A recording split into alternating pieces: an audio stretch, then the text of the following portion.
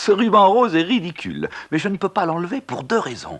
Je n'arrive pas à défaire un nœud avec mes pattes et ce sont les petites qui m'ont ainsi enjolivé, du moins elles le croient, et je ne voudrais pas leur faire de peine. Tout a commencé il y a 1 mois avec la visite de la jeune Flora, cousine de Delphine et de Marinette.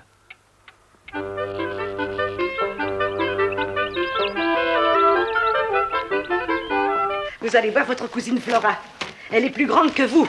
Mais je voudrais bien que vous preniez exemple sur elle. Elle vient de passer son certificat d'études et ses parents sont fiers d'elle. Mais vous n'êtes pas fière de nous, maman? Oh, je ne vois pas pourquoi je le serais. Pour être fière de ses enfants, il suffit d'avoir des enfants. Oui, maman!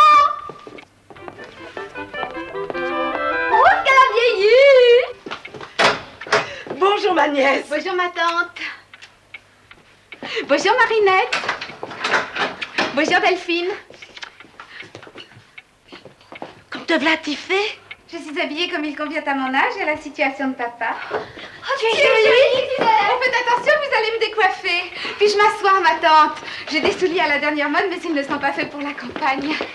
Oh, ils ont des talons, on dirait des écharpes. Tout le monde ne peut pas vivre au sabot.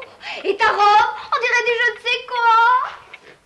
C'est de l'organdi, mais j'en ai d'autres. Une rose avec une ceinture dorée et une verte avec un bouillon de crêpes sur l'épaule. Pourquoi as-tu des gants? Tu as les mains sales? Je ne sors jamais sans gants, même si j'ai les mains propres. Je te trouve bien changée, Flora.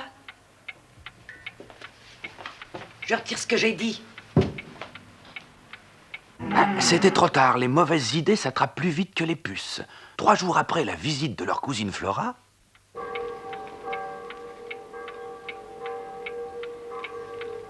Les sabots, c'est pas si commode qu'on croit. On se fait surtout mal aux pieds. Puis ce qui arrive aussi, c'est que l'eau entre par-dessus. Tandis qu'avec des souliers, il y a moins de risques. Surtout si le talon est un peu haut. Puis les souliers, c'est tout de même plus joli. C'est comme les robes. Au lieu de rester toute la semaine avec une robe de rien, il vaudrait mieux sortir de l'armoire un peu plus souvent nos robes du dimanche. C'est comme les cheveux. Au lieu de les avoir sur les oreilles, ça serait plus commode de les relever. Et plus joli aussi. Voilà des façons de parler qui ne nous plaisent pas. Votre père a raison. Est-ce que vous avez perdu la tête? Vous pensez qu'on va vous laisser vos souliers, vos bonnes robes pour tous les jours? Et ce que je trouve le plus fort, ce sont les cheveux relevés. À votre âge, si j'en entends encore parler.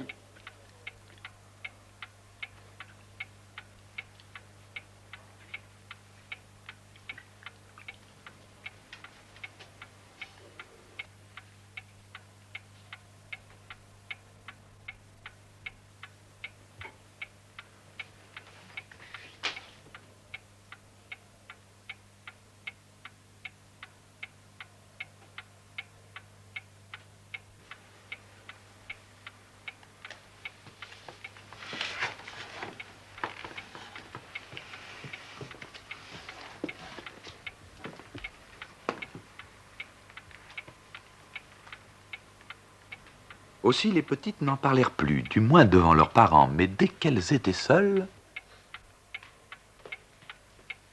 J'ai mis des pierres dans mes sabots, on dirait que j'ai des talons. Aïe! Tu as vu ma nouvelle robe? D'où vient-elle? C'est la robe que je mets tous les jours, mais retournez. Crois-tu que j'ai la taille assez fine? Je trouve mon nez un peu long ces jours-ci. Bref, une vraie frénésie de beauté s'empara des 2 petites et ne tarda pas à se répandre dans la ferme. Que me veux-tu? Je ne voudrais pas te faire de peine, mais tu as quand même un drôle de cou. Pourquoi un drôle de cou? Oh, mais parce qu'il est trop long, regarde le mien. Toi, tu as le cou beaucoup trop court. Oh. Je dirais même que c'est loin d'être joli. Mais ben, ce n'est pas la peine de discuter. Mais sans parler du cou, je suis mieux que toi. J'ai des plumes bleues, des plumes noires, des plumes jaunes. Et surtout, j'ai un très beau panache. Tandis que toi, alors, je trouve que tu finis drôlement. J'ai beau te regarder, je ne vois qu'un petit tas de plumes ébouriffées qui ne sont guère plaisantes. C'est comme cette crête rouge que tu as sur la tête, tu n'imagines pas. Pour quelqu'un d'un peu délicat, combien c'est écœurant. Ah, vieil imbécile, je suis plus beau que toi, tu entends? Plus beau que toi. Ça n'est pas vrai, espèce de brun bourgeon. C'est moi la plus belle. Oh, vous avez fini de vous disputer. Je sais qui est le plus beau de toute la ferme. Ah oui, qui est-ce? Moi. Toi? Ce matin, les parents sont venus me voir.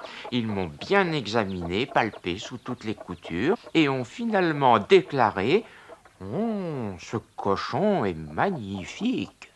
On veut bien te croire, mais quand un homme dit qu'un cochon est magnifique, cela veut dire... Cela veut dire qu'il est magnifique. Laissez-moi rire. Hein? Ah oui, laissez-moi rire. Grave question de savoir qui est le plus beau de vous trois. Le cochon avec sa peau rose et tendue, le coq avec cette espèce de moignon sur la tête, et quelle grâce aisée dans le maintien de notre Benoît, et quelle dignité. Oh, croyez-moi, il vaudrait mieux, quand on est si loin de la perfection, ne pas trop parler de beauté. Alors, si je comprends bien, vous pensez être le plus beau. Personnellement, je ne pense rien. Je vous fais juge simplement. Ah, en effet, je reconnais les jolies petites plumes. Ah, ne m'approchez pas. Je suis une bête de luxe. Je n'ai pas l'habitude de me frotter à n'importe qui. Je vous demande pardon. Mais non, c'est moi qui m'excuse de vous dire les choses aussi simplement. Voyez-vous, quand on veut être beau comme je suis, il faut en prendre la peine. C'est presque aussi difficile de le rester que de le devenir. Ah, et comment? Est-ce que vous n'avez pas toujours été beau? Oh non! Quand je suis venu au monde, je n'avais qu'un maigre duvet sur la peau et rien qui permettait d'espérer qu'il en serait un jour autrement. Ce n'est que peu à peu que je suis devenu comme je suis. Mais il m'a fallu des soins. Je ne pouvais rien faire sans que ma mère me reprenne aussitôt. Ne mange pas de vers de terre, ça empêche la huppe de pousser. Ne saute pas à cloche-pied, tu auras la traîne de travers. Ne mange pas trop, ne bois pas pendant les repas. Et même maintenant, je suis encore au régime. Quel régime? Le matin, au réveil, un pépin de pomme de reinette, une gorgée d'eau claire. Et ensuite? Absolument rien d'autre. Un pépin de pomme reinette, une gorgée d'eau claire. La recette se répandit comme une traînée de poudre. Seuls les parents ne furent pas mis dans le secret. On pensa qu'à leur âge, ils ne pouvaient plus embellir. Mais depuis les souris jusqu'aux deux petites, chacun fut persuadé qu'il suffisait pour être aussi beau que le paon de se nourrir d'eau claire et de pépins de pommes.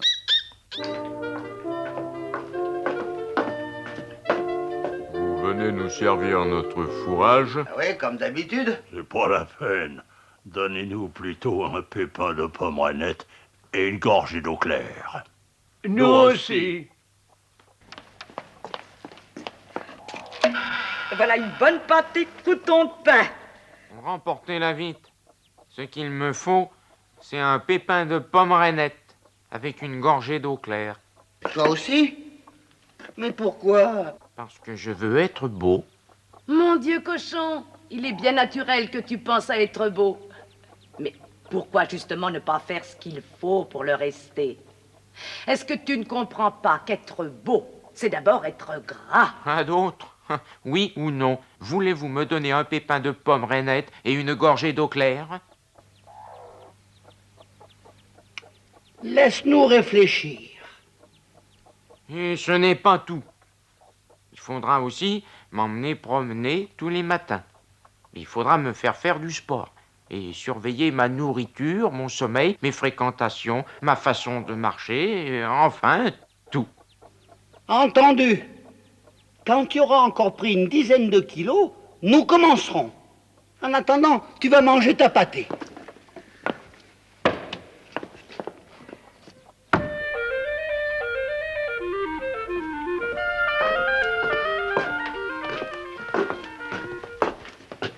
Vous partez déjà pour l'école? Oui, Tiens, mais vous n'avez pas déjeuné. on n'a pas faim.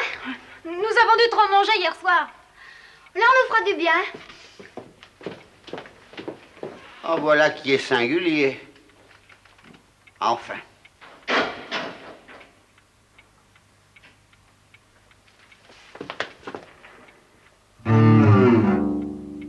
Les bêtes de l'écurie ne s'accommodèrent pas longtemps du régime recommandé par le paon.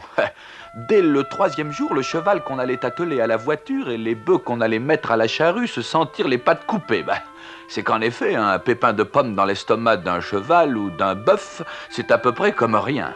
Il y eut plus de constance chez les animaux de basse-cour. Il faut dire qu'ils n'avaient rien à faire qu'à bavarder. Ah, c'est épouvantable. Ce matin, par erreur, j'ai failli avaler un grain de blé. Moi, Je me promène en regardant en l'air pour ne pas être tentée. Moi, je me sens embellir de jour en jour. Quand je pense à ce que je mangeais, le rouge me monte au front. Au train où nous embellissons, nous n'aurons bientôt plus notre place dans cette basse-cour de campagne. Nous devrions aller à Paris. Il doit y avoir à Paris des basses-cours dignes de nous. On nous verrait aux courses, dans les théâtres et dans les restaurants. Dans les restaurants, ça, c'est sûr. Que veux-tu dire? Je dis que nous sommes des imbéciles. Dis plutôt que tu as faim, parfaitement, mais il n'y a pas de honte. Quant à la beauté, parlons-en. Si vous voyez vos plumes fatiguées et ternes, vos coups décharnés, vos jabots aplatis, je vais manger. Qui tient à la vie me suive. Moi, je ne céderai pas. En effet, Lecoq demeura ferme partisan du régime Pépin, tout au moins jusqu'au moment où...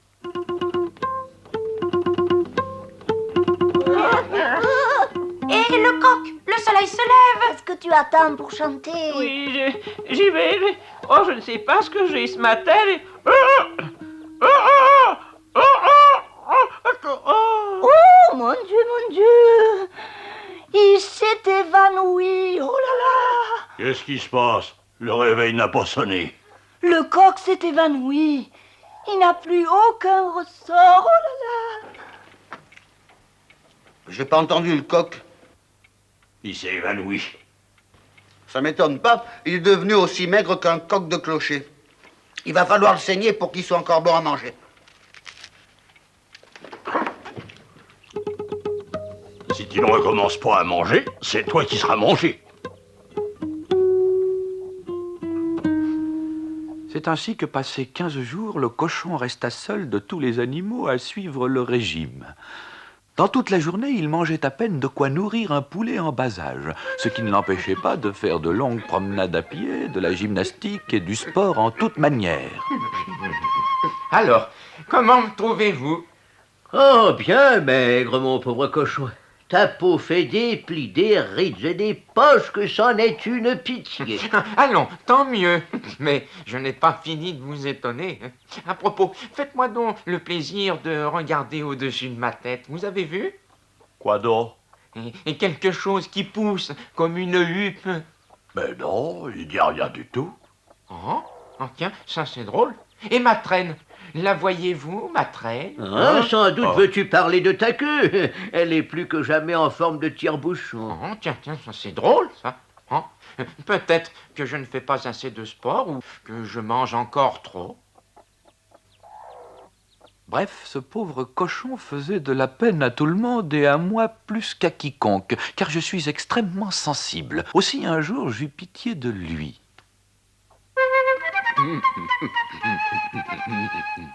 Est-ce que tu vois pousser ma huppe? En effet, il me semble bien apercevoir quelque chose. Ce n'est bien sûr qu'un début, mais on dirait une promesse de huppe. Enfin, la voilà qui pousse. Je suis bien heureux.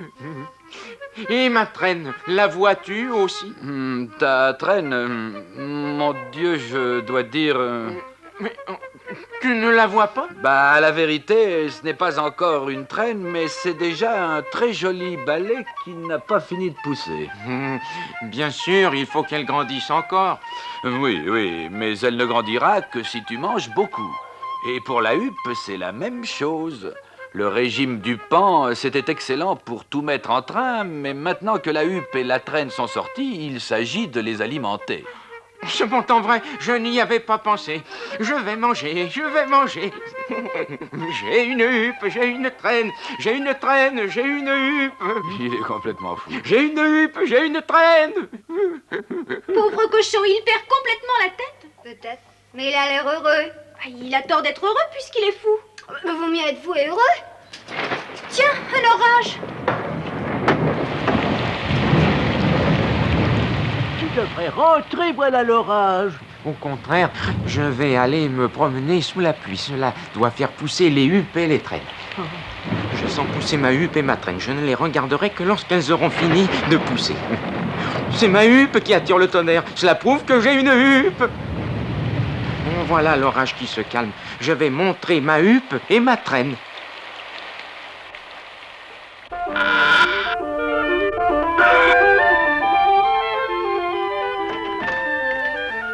L'orage est fini.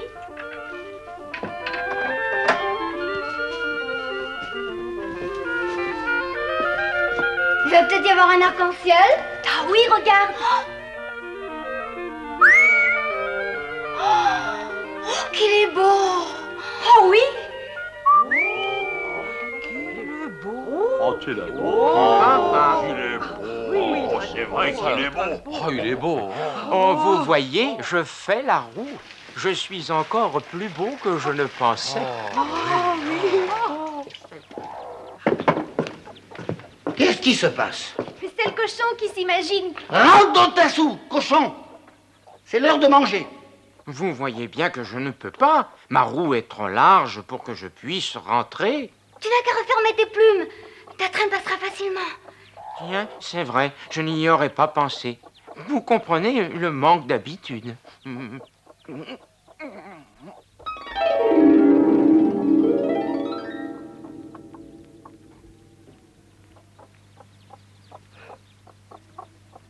C'étaient les couleurs de l'imagination qui sont, comme chacun sait, les plus belles du monde.